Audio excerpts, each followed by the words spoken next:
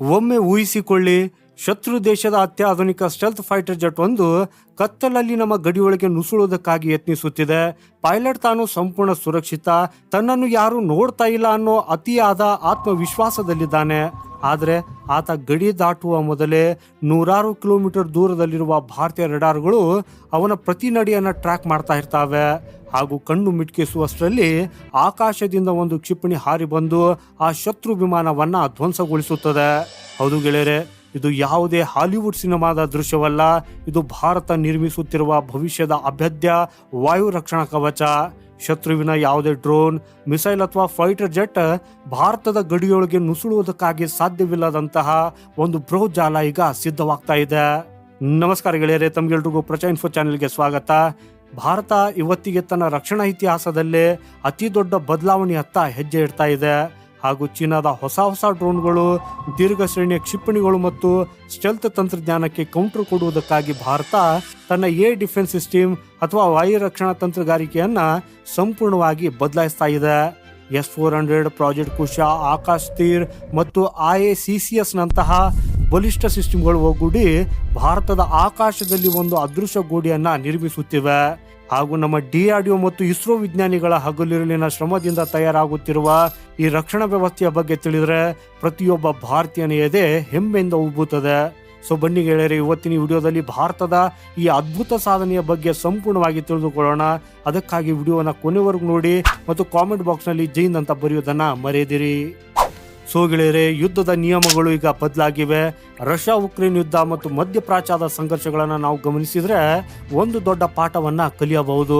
ಆಧುನಿಕ ಯುದ್ಧಗಳು ಕೇವಲ ಟ್ಯಾಂಕರ್ಗಳು ಮತ್ತು ಸೈನಿಕರಿಂದ ನಡೆಯುವುದಿಲ್ಲ, ಬದಲಾಗಿ ಆಕಾಶದಲ್ಲಿ ಹಾರುವ ಡ್ರೋನ್ಗಳು, ಕ್ರೂಸ್ ಮಿಸೈಲ್ಗಳು, ಬ್ಯಾಲಿಸ್ಟಿಕ್ ಮಿಸೈಲ್ಸ್ಗಳು ಮತ್ತು ಎಲೆಕ್ಟ್ರಾನಿಕ್ ವಾರ್ಫೇರ್ನಿಂದ ಯುದ್ಧದ ದಿಕ್ಕೆ ಬದಲಾಗ್ತದೆ.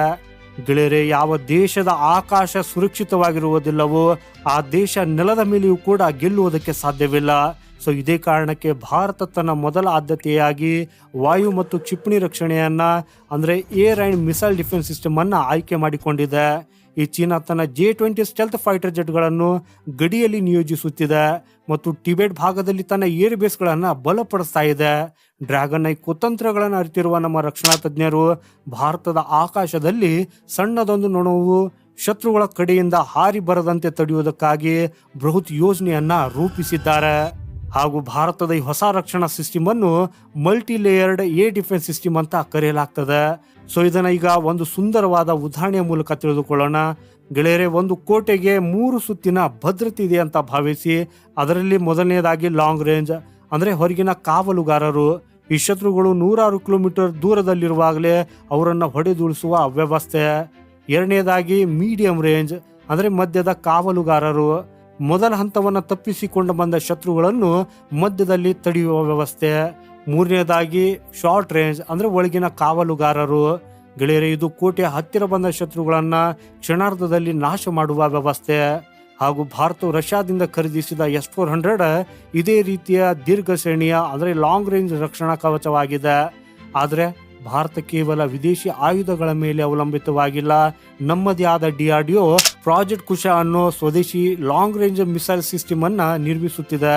ಹಾಗೇನೆ ಗೆಳೆಯರೆ, ಇದನ್ನ ಭಾರತದ ಸ್ವಂತ S-400 ಅಂದ್ರೆ ತಪ್ಪಾಗಲಾರದು. ಇದರ ಜೊತೆಗೆ ballistic missile defence BMD programme ಕೂಡ ವೇಗವಾಗಿ ನಡೀತಾ ಇದೆ.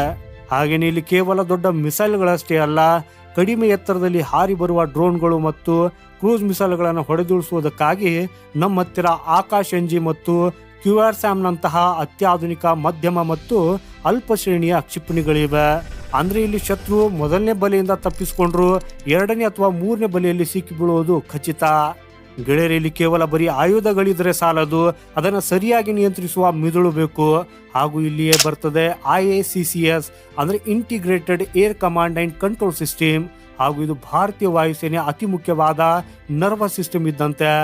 ದೇಶದ ಮೂಲೆಯಲ್ಲಿರುವ ರೆಡಾರ್ಗಳು, ಏರ್ ಬೇಸ್ಗಳು, ಸ್ಯಾಟಲೈಟ್ಗಳು ಮತ್ತು ಕ್ಷಿಪಣಿ ಉಡಾವಣಾ ಕೇಂದ್ರಗಳನ್ನ ಇದು ಒಂದೇ ನೆಟ್ವರ್ಕ್ ಅಡಿಯಲ್ಲಿ ತರ್ತದೆ. ಇತ್ತೀಚಿನ ದಿನಗಳಲ್ಲಿ ಇದರಲ್ಲಿ ಆರ್ಟಿಫಿಷಿಯಲ್ ಇಂಟೆಲಿಜೆನ್ಸ್, AI ಮತ್ತು ಆಟೋನಾಮಸ್ ಡೇಟಾ ಪ್ರೊಸೆಸಿಂಗ್ ಅನ್ನ ಅಳವಡಿಸಲಾಗಿದೆ. ಹಾಗೂ ಇದರ ಅರ್ಥವೇನು ಗೊತ್ತಾ? ಗೆಳೆಯರೆ, ಶತ್ರು ಕ್ಷಿಪಣಿಯೊಂದು ಬರ್ತಾ ಇದೆ ಅಂದ್ರೆ ಅದನ್ನ ಯಾವ ರೆಡಾರ್ ನೋಡ್ತಾ ಇದೆ, ಅದನ್ನ ಹೊಡೆಯುವುದಕ್ಕಾಗಿ ಯಾವ ಏರ್ ಬೇಸ್ನಿಂದ ಮಿಸೈಲ್ ಹಾರಿಸಬೇಕು ಅನ್ನೋದನ್ನ ಈ ಸಿಸ್ಟಮ್ ಸೆಕೆಂಡುಗಳಿಗಿಂತ ಕಡಿಮೆ ಅವಧಿಯಲ್ಲಿ ನಿರ್ಧರಿಸುತ್ತದೆ.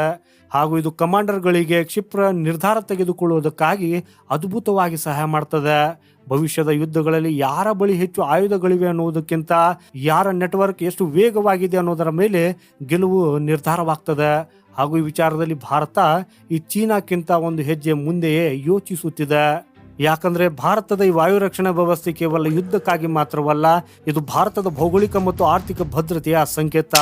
ಗೆಳೆಯರೆ, ಸಿಲಿಗುರಿ ಕಾರಿಡಾರ್ ಭಾರತದ ಈಶಾನ್ಯ ರಾಜ್ಯಗಳನ್ನ ಅಂದರೆ ನಾರ್ತ್ ಈಸ್ಟ್ ಸ್ಟೇಟ್ಸ್ಗಳನ್ನ ದೇಶದ ಇತರೆ ಭಾಗಗಳಿಗೆ ಬೆಸೆಯುವ ಅತ್ಯಂತ ಸೂಕ್ಷ್ಮ ಪ್ರದೇಶ.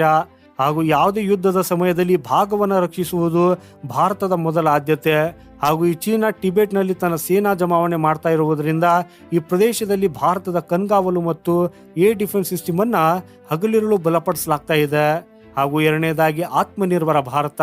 ಪ್ರಾಜೆಕ್ಟ್ ಕುಶ ಹಾಗೂ ಆಕಾಶ ಸಿಸ್ಟಮ್ಗಳು ಭಾರತೀಯ ತಂತ್ರಜ್ಞಾನದ ಶಕ್ತಿಯನ್ನು ಇಡೀ ಜಗತ್ತಿಗೆ ತೋರಿಸುತ್ತಿವೆ. ನಾವು ವಿದೇಶಗಳಿಂದ ಆಯುಧ ಖರೀದಿಸುವ ಬದಲು ನಮ್ಮದೇ ದೇಶದಲ್ಲಿ ಅವುಗಳನ್ನು ನಿರ್ಮಿಸುವುದರಿಂದ ಸಾವಿರಾರು ಕೋಟಿ ರೂಪಾಯಿಗಳು ಉಳಿಯುವುದಲ್ಲದೆ ಸ್ಥಳೀಯ ರಕ್ಷಣಾ ಉದ್ಯಮವು ಕೂಡ ಅಭಿವೃದ್ಧಿ ಆಗ್ತದೆ.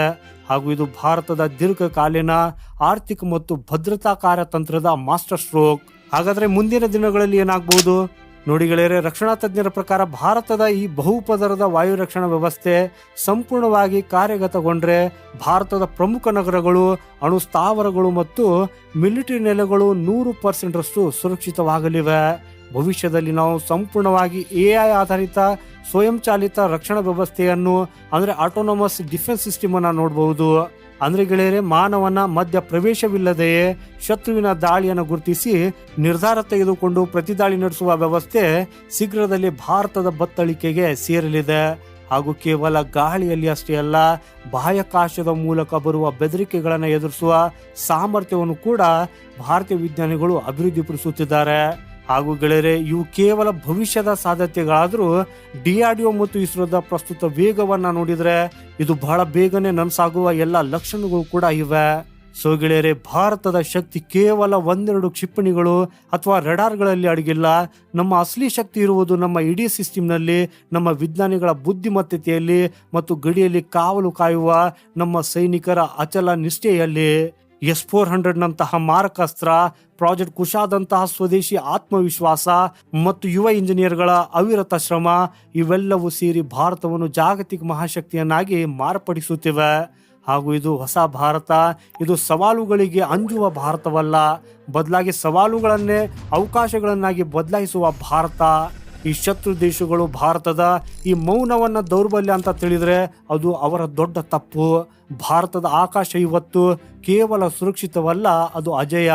ಮುಂಬರುವ ದಿನಗಳಲ್ಲಿ ಇಡೀ ಏಷ್ಯಾ ಖಂಡವೇ ಭಾರತವನ್ನ ರಕ್ಷಣೆಯಲ್ಲಿ ಸ್ವಾವಲಂಬಿ, ತಂತ್ರಜ್ಞಾನದಲ್ಲಿ ಸಮರ್ಥ ಮತ್ತು ಸಂಕಲ್ಪದಲ್ಲಿ ಅಚಲವಾದ ರಾಷ್ಟ್ರವಾಗಿ ನೋಡಲಿದೆ. ಸೊ ಗೆಳೆಯರೆ, ಭಾರತದ ಈ ರಕ್ಷಣಾ ಸಾಧನೆಯ ಬಗ್ಗೆ ನಿಮ್ಮ ಅನಿಸಿಕೆ ಏನು? ಭಾರತದ ವಾಯುಪಡೆಯ ಈ ತಾಕತ್ತು ಈ ಚೀನಾಗೆ ತಕ್ಕ ಪಾಠ ಕಲಿಸುತ್ತದೆ? ನಿಮ್ಮ ಅಭಿಪ್ರಾಯವನ್ನು ಕಾಮೆಂಟ್ನಲ್ಲಿ ಖಂಡಿತ ತಿಳಿಸಿ. ಈ ವಿಡಿಯೋದಿಂದ ನಿಮಗೆ ಹೊಸ ಮಾಹಿತಿ ಸಿಕ್ಕಿದ್ರೆ ದಯವಿಟ್ಟು ವಿಡಿಯೋನ ಲೈಕ್ ಮಾಡಿ, ನಿಮ್ಮ ಸ್ನೇಹಿತರೊಂದಿಗೆ ವಾಟ್ಸಪ್ ಮತ್ತು ಫೇಸ್ಬುಕ್ನಲ್ಲಿ ಶೇರ್ ಮಾಡಿ. ನಮ್ಮ ಭಾರತದ ರಕ್ಷಣಾ ಪಡೆಗಳಿಗಾಗಿ ಮತ್ತು ವಿಜ್ಞಾನಿಗಳಿಗಾಗಿ ಕಾಮೆಂಟ್ಸ್ನಲ್ಲಿ ಜೈನ್ ಅಂತ ಬರೆಯುವುದನ್ನು ಮರೆಯದಿರಿ. ಹಾಗೆಯೇ ಚಾನೆಲ್ಗೆ ಹೊಸಬರಾಗಿದ್ದರೆ ಸಬ್ಸ್ಕ್ರೈಬ್ ಮಾಡಿ ಮತ್ತು ಬೆಲ್ ಐಕಾನನ್ನು ಒತ್ತಿ. ಸಿಗೋಣ ಮುಂದಿನ ಮತ್ತೊಂದು ಇಂಟ್ರೆಸ್ಟಿಂಗ್ ಮಾಹಿತಿಯೊಂದಿಗೆ. ವಂದೇ ಮಾತರಂ. ಭಾರತ್ ಮಾತಾ ಕಿ ಜೈ.